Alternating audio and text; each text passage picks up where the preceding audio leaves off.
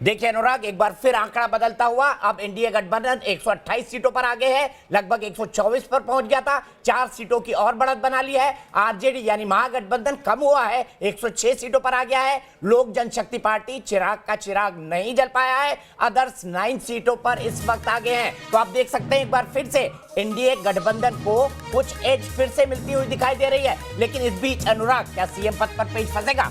बिल्कुल, ये पेच लगातार फंसता हुआ जा रहा है। लेकिन इन सब के बीच जैसा आपने कहा दीपक जी, चिराग पासवान की पार्टी अब शून्य पर आ गई है, खाता भी नहीं खुलता हुआ नजर आ रहा है चिराग पासवान का। लेकिन आपको बता दें कि बिहार में मुख्यमंत्री कौन होगा एनडीए की तरफ से, इसको लेकर पेच फंस रहा है, क्योंकि बीजेपी नेता अजीत चौधरी ने नीतीश कुमार के मुख्यमंत्री पद को लेकर सवाल खड़ा किया है। क्या कुछ कह रहे हैं इस मुद्दे पर जेडीयू के नेता केसी त्यागी, सुनिए। लेकिन अजीत चौधरी से बड़ी बात में एक लाइन यहाँ पर जोड़ना चाहूंगा। हम केसी त्यागी का बाइट सुनाए, उससे पहले उनका स्टेटमेंट सुनाए।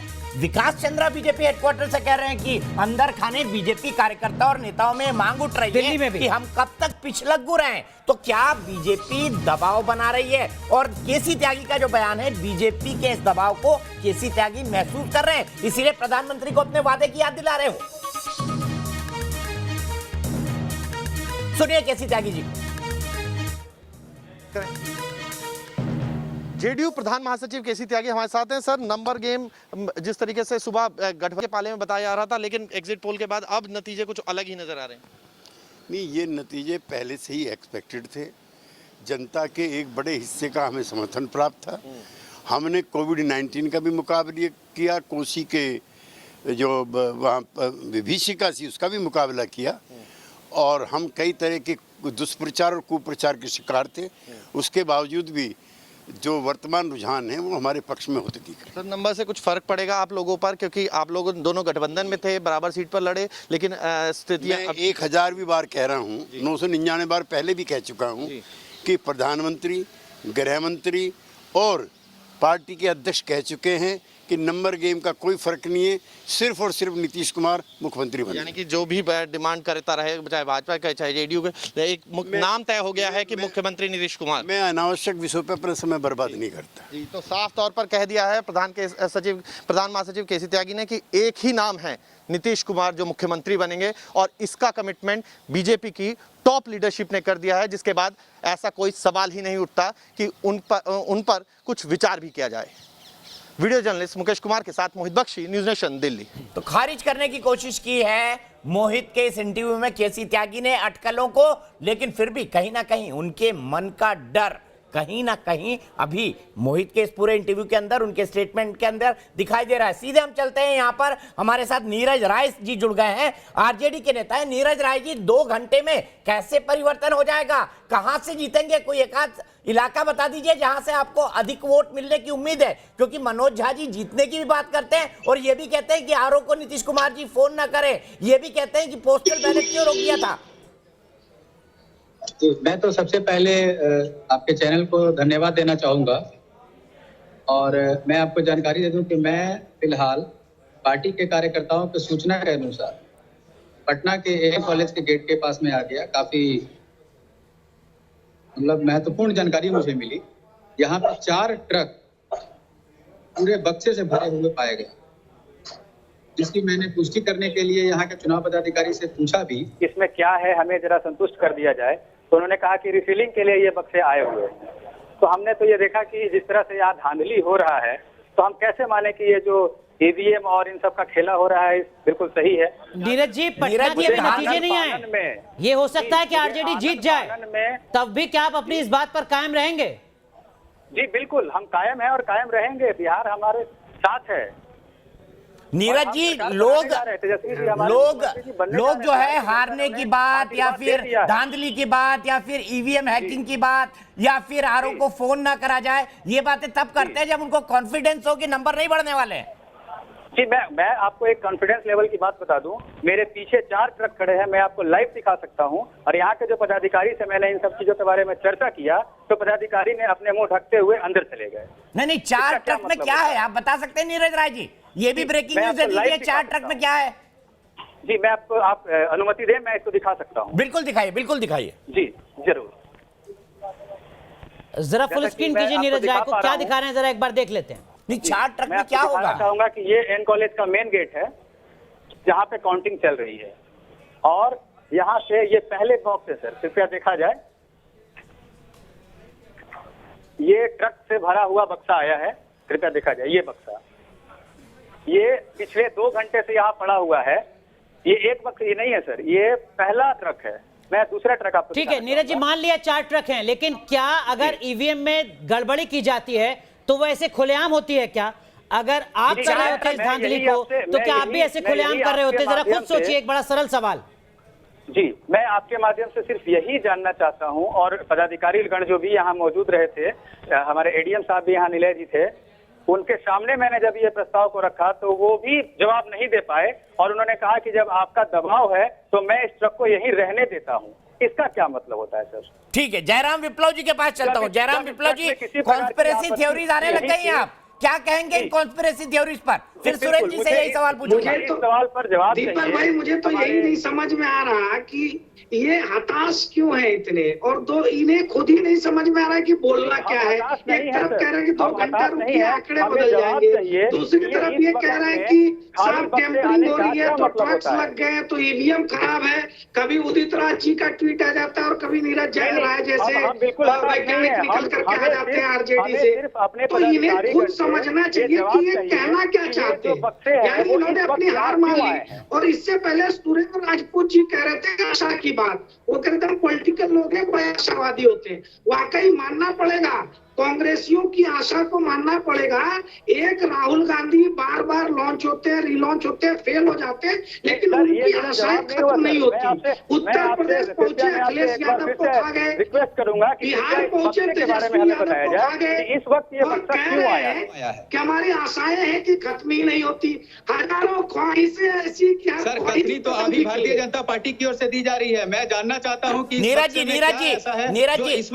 आपने अपनी बात कह दी, लेकिन अनुराग का पॉइंट भी सही है कि अगर बीजेपी को धांधली करना होगा, इलेक्शन कमीशन को धांधली करना होगा, तो क्या इतने खुलेआम करेगा कि 4 ट्रक आपके सामने नीरज राय के सामने आएंगे, अंदर जाएंगे और सब इलेक्ट्रॉनिक वोटिंग मशीन को बदल दिया जाएगा? और अफसर कहेगा ऐसा होगा, और अफसर आपसे कहेगा कि नहीं रख देंगे। मैं आपको ये जानकारी दे दूं कि ये जो ट्रक है ये अंदर जा रहे थे, ये हमारे कार्यकर्ताओं के द्वारा रोका गया और यथाशीघ्र हमें फोन करके बताया गया। मैं यहाँ पे आया और ट्रक को यहाँ रुकवाया तो गया। इसका मतलब ये ट्रक में है क्या? इस नीरज राय जी ट्रक में है क्या? रोक दिया गया, तो इसमें रीजन क्या था? अच्छा, ट्रक में क्या जेडीयू और बीजेपी के वोट हैं? इसमें सभी जनता के वोट है सर, सिर्फ जदयू भाजपा और सिर्फ आरजेडी का वोट नहीं है, इसमें जनता का मत है।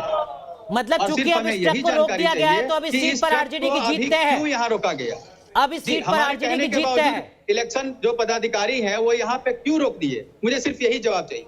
अच्छा, सुरेंद्र राजपूत जी के पास चलते हैं। नीरज राय जी, आपने अपना पॉइंट उठाया, वैलिड पॉइंट है, लेकिन आपको भी ये सोचना चाहिए कि अगर धांधली करनी होगी तो इलेक्शन कमीशन क्या इतने खुलेआम करेगा? लेकिन सुरेंद्र जी, मैं दूसरे पॉइंट पर आपसे समझ में नहीं आ रहा है अच्छा, कि यदि धांधली करनी है तो क्या इस तरह से खुलेआम होती है, और धांधली नहीं भी है तो इसकी पुष्टि क्यों नहीं कर रही है चुनाव आयोग? यदि ये धांधली नहीं है, यदि ये सही है, तो इसकी पुष्टि क्यों नहीं कर रही है? और पार्टी कौन जवाब क्यों नहीं दे पा रहे हैं, या चुनाव आयोग इसका जवाब क्यों नहीं दे पा रहा है? क्यों उन्होंने मुंह छुपा के अंदर चले गए?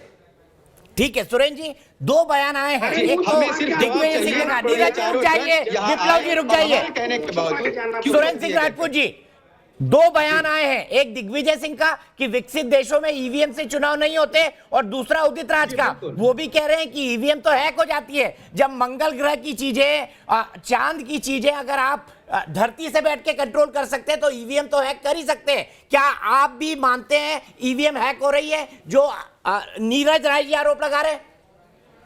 देखिए, 2 बातें बड़ी स्पष्ट है दीपक भाई।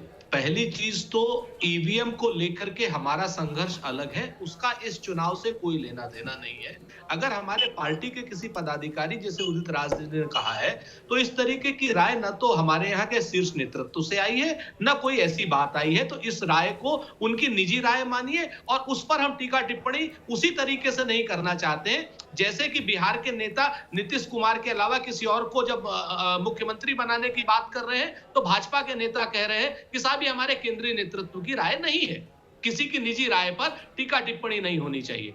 दूसरी बात जो आपने कही, बहुत इंपॉर्टेंट कही है, वो ये है कि ये जो नीरज राय की बात है, तो एक चीज तो तय है कि सरकार की और इलेक्शन कमीशन की ये जिम्मेवारी है कि वो कहीं ना कहीं अगर कोई भी किसी तरीके की शंका है तो उसका समाधान करे। अगर आप शंका का समाधान नहीं करते हैं तो शंका को बढ़ाते हैं। इस बात को तो दीपक भाई आप मानेंगे कि नहीं मानेंगे? ठीक है। अगर वहां पर कोई चीज सही है तो वो इलेक्शन कमीशन आकर के बताए, और कोई चीज गलत हो रही है तो वो चीज नहीं। हालांकि जैसा नीरज राय खुद बता रहे हैं, डिस्ट्रिक्ट एडमिनिस्ट्रेशन ने उनको इंश्योर किया है कि किसी तरीके की कोई दिक्कत नहीं होगी। रुक करते हैं, हमारे सहयोगी मधुरेंद्र हमारे साथ जुड़े हुए हैं बीजेपी हेडक्वार्टर से। मधुरेंद्र, इस वक्त की क्या कुछ अपडेट, कुछ तस्वीरें, कुछ हलचल? देखिए, हलचल ही हलचल है। और यहाँ पर एक तरह से देखा जाए तो जश्न और समूचा दृश्य हम दिखाएं तो सामने देखिए कि किस तरह से जो है यहाँ पर कार्यकर्ताओं का जो समूचा हुजूम है वो एक तरह से ढोल गाजे, यहाँ पर गाजे बाजे नगाड़ों पर झूमता हुआ नजर आ रहा है। बीजेपी के झंडे लहरा रहे हैं। कुछ देर पहले यहाँ पर जेडीयू के कार्यकर्ता भी आए, उन्होंने भी साझा जश्न मनाया इस जीत का। लेकिन तस्वीर जो है खासतौर पर आंकड़ों की, उसमें देखें तो जो टक्कर है खासतौर पर वो नेक टू नेक दिखाई दे रहा है। लगता है फ्रीज हो गए मधुरेंद्र। लेकिन एक जानकारी दे दूं मध्य प्रदेश की, डबरा में सुरेश राजे जो कांग्रेस के प्रत्याशी है, उनसे इमरती देवी जो काफी फेमस हो गई थी इन चुनाव के अंदर, वो 2250 वोटों से पीछे चल रही हैं। तो इमरती देवी फिलहाल पीछे चल रही हैं। ये मध्य प्रदेश के उपचुनाव का ट्रेंड है, बदल भी सकता है, लेकिन फिलहाल इमरती देवी जो कि शिवराज कैबिनेट में मंत्री हैं और कमलनाथ के एक बयान के चलते सुर्खियों में आई थी, वो फिलहाल पीछे चल रही है। अनुराग, बिल्कुल। लेकिन सुरेंद्र राजपूत जी, जो सवाल मैंने ब्रेक पर जाने से पहले आपसे पूछा था, उसी सवाल को मैं एक बार फिर दोहराता हूं, इस उम्मीद के साथ कि आप तार्किक जवाब देंगे। क्या आपको नहीं लगता कि अब तक के जो रुझान है और जो नतीजे सामने आए हैं, कांग्रेस को नए सिरे से सोचे जाने की जरूरत है? बिहार में क्या कारण है कि पिछले 10-15 साल से कांग्रेस पार्टी का वोट शेयर 7 से 9% तक सिमटा हुआ है, और जो सीट है वो तो 27 से घटकर अभी तक 20 पर नजर आ रही है? देखिए, ये हमारे लिए चुनाव के बाद एक कहीं ना कहीं विश्लेषण का विषय है अनुराग, और इसका हम विश्लेषण करेंगे और उस विश्लेषण को आपको बताएंगे। आज चुनाव हो रहा है, आज चुनाव की गिनती हो रही है। सच बात यह है कि ये जो इस समय तक है, हम लगभग 20 सीटें जीत रहे हैं और 50 सीटों पर हम लड़ रहे हैं। कोई सीट हम पीछे हैं, कोई सीट हम बहुत पीछे हैं, कुछ सीटें हम कुछ 100 वोटों से पीछे हैं। तो जैसे ही फाइनल रिजल्ट आएगा, निश्चित तौर पर आपकी बातों का हम पूरा जवाब देंगे। सुरेंद्र जी, वही सवाल एक बार फिर, अगर 20 सीट पर ही बढ़त बरकरार रहती है तो क्या आप भी इस बात को मानेंगे कि आप तेजस्वी के लिए लायबिलिटी साबित हुए? ये अगर जब बुआ के मूछे होंगी तभी तो उसको चाचा कहेंगे ना अनुराग। उससे पहले आप कैसे कह देंगे? आप काल्पनिक सवालों पर बहुत ज्यादा रहते हैं। कल आप किसी और कल्पना में थे, आज आप किसी और कल्पना में हैं। सर, मैं तो कल भी आपसे तथ्यात्मक बात कर रहा था और मैं तो अभी भी आपसे आंकड़ों के आधार पर ही बात कर रहा हूं। जी नहीं, आप कल्पना में ज्यादा रहते हैं। आप तो कल हमें अभी तक कांग्रेस की टैली 20 पर सिमटी हुई है और विधायकों के आपके नाम सहयोगी तक लेफ्ट के मुकाबले। बता दिए थे। आपकी राजनीतिक मजबूरी हो सकती है सर, आप ना माने इस बात को, ना आप स्वीकार करें। एक तरफ आप कहते हैं कि हम मंथन करेंगे, मंथन में जो बातें निकलेंगी हम साझा करेंगे, दूसरी तरफ आप अभी इस बात को स्वीकारने से आपको दिक्कत है कि हाँ हम कहीं कमी कर रहे हैं। अनुराग जी, ये आपकी कोई व्यावसायिक मजबूरी हो सकती है? बिल्कुल भी नहीं। तरीके के कुतर्क करना। सुरेंद्र सिंह राजपूत साहब, ये आपकी राजनीतिक मजबूरी हो सकती है कि हार को भी जीत में दिखाते रहे। आपके अंदर राजनीतिक साहस की कमी हो सकती है कि आप इस बात को नहीं मान रहे कि हाँ हम लायबिलिटी साबित हुए। मुझे ऐसा लगता है कि आपके अंदर कहीं ना कहीं नैतिक साहस की कमी है, वो जो आर्थिक साहस की वजह से नहीं आ पा रहा है। मेरा नैतिक साहस तो आप लगातार देखते रहेंगे सर। नहीं सुनना चाहते सुरेंद्र सिंह राजपूत साहब, मेरा नैतिक साहस आप लगातार देखते रहेंगे और आपकी पार्टी के चुने हुए पूर्व और वर्तमान 2, 4, 5, 10 नहीं, कम से कम 100 सांसदों से पूछिएगा। आपकी पार्टी के पूर्व और वर्तमान कम से कम 100 सांसदों से पूछिएगा, आपकी पार्टी के वो 100 सांसद बताएंगे आपको कि नैतिक साहस कितना है। बहरहाल व्यक्तिगत नहीं होते, आपको नसीहत दे रहा था। आपके वर्तमान और पूर्व 100 सांसदों से कम पूछिएगा आप नैतिक साहस कितना है अनुराग दीक्षित में। आपकी राजनीतिक मजबूरी हो सकती है। दीपक जी चलिए आगे। आप फिलहाल एक ब्रेक के लिए आपको रुक रहा है। जयराम जी रुक जाइए, एक ब्रेक के लिए रुक रहा है। मजबूरी है ब्रेक लेना, ब्रेक के बाद हम तुरंत वापस आते हैं। लेकिन फिर से हम आपको एक बार टैली बता दें, एनडीए गठबंधन अभी भी आगे चल रहा है, 126 सीटों पर आगे है। महागठबंधन 107 सीटों पर, यानी एनडीए ने अपनी बढ़त अभी शाम के 5:46 हो रहे हैं, मतलब 6 बजने वाले हैं और लगभग 80% वोट इस वक्त पूरे हो चुके होंगे हमारे कैलकुलेशन के मुताबिक। तो आगे हम आपको बताएंगे क्या होने वाला है ट्रेंड। डिस्कशन अनुराग का जारी रहेगा और सुरेंद्र राजपूत जी भी बने हुए हैं। अनुराग फिर सवाल पूछेंगे? बिल्कुल सवाल पूछेंगे, लगातार सवाल पूछेंगे। आज भी देर रात तक कल भी। यही लोकतंत्र की खूबसूरती भी है। रुक रहे हैं कुछ देर के लिए। न्यूज़ नेशन की बड़ी कवरेज लगातार जारी है और हमारे सहयोगी का रुख करते हैं। मोहित राज दुबे हमारे साथ जुड़ रहे हैं जेडीयू दफ्तर पटना से। और मोहित, इस वक्त की तस्वीरें क्या कुछ हैं, क्या कुछ गाइडलाइंस जो तमाम पार्टी के बड़े नेता हैं उनकी तरफ से कार्यकर्ताओं को दी जा रही है, और जो सवाल दीपक सर लगातार आपसे पूछ रहे हैं, कुछ मीठा अभी तक खा पाए आप या नहीं?